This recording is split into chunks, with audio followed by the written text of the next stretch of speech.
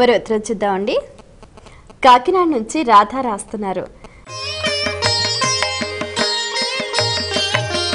భోజనం చేసే సమయంలో విస్తరి చుట్టూ నీళ్లు ఎందుకు తిప్పుతారు?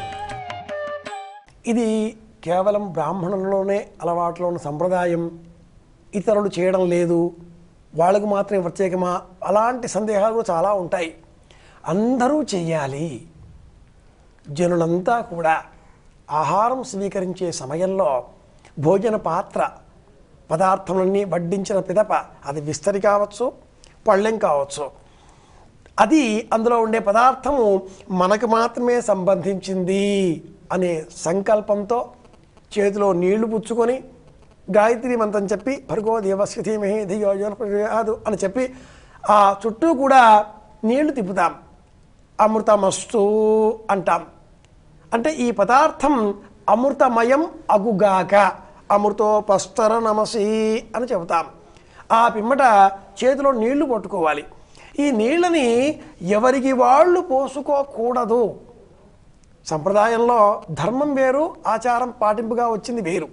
ఏం చేస్తున్నాం మనం అంటే, ఎవరైనా కూడా భోజనం చేసే ముందు ఆ బిస్తరి పాత్ర పైన ఇలా నీళ్లు చిలకరిస్తారు, ఆ పోషణం ఇలా చల్లుతారు. ఇది నీళ్లు ఇలా పోయడం వేరు, ఇలా చిలకరించడం వేరు. ఇలా చిలకరించాలి. ఆ పిమ్మట మరి కాసింత నీరు తీసుకొని సవ్య ప్రమాణంలో క్లాక్ వైజ్ ఆంగ్లంలో చుట్టూ తిప్పాలి. మళ్ళీ కాసింత నీరు తీసుకొని అమృతోపస్తర నమసి అని చెప్పి స్వీకరించాలి. ఈ తీసుకునే నీరు మనకై మనం తీసుకోకూడదు, ఎవరైనా వెయ్యాలి. అలా వేయకుండా మనమే తీసుకుంటే ఆ తీసుకునే పదార్థం ఆత్మపిండం అవుతుంది.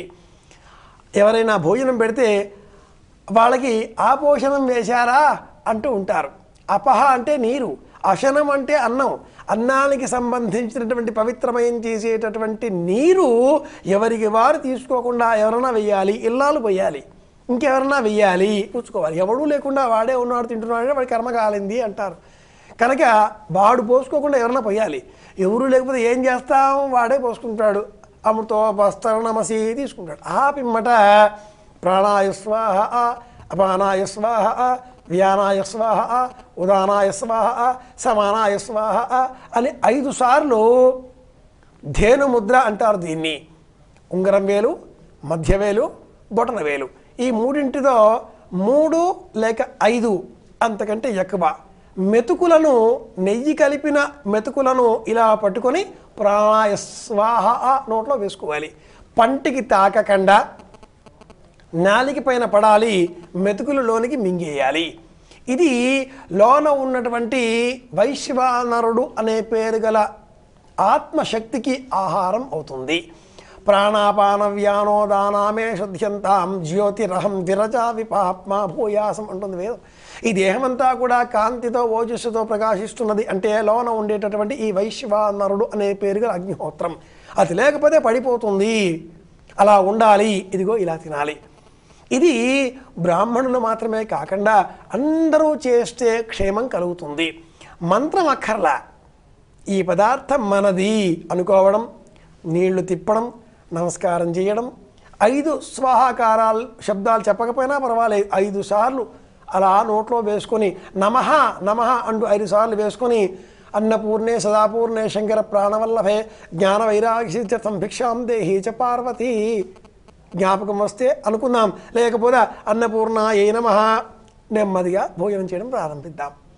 శరీరానికి శక్తినిచ్చేది ఆహారం, మనస్సుకు శక్తినిచ్చేది మంత్రపూతమైన ఆహారం. కనుక పాత్ర చుట్టూ అలా ఆ పోషణం చిలకరించాలి. గుణనిధి కథలో ఆ పోషణం మర్చిపోతాడు, వాడు ఫలితం అనుభవిస్తాడు కదా. కనుక నీళ్లు ఎందుకు, ఇదిగో ఇందుకు. ఇది కథ. మరో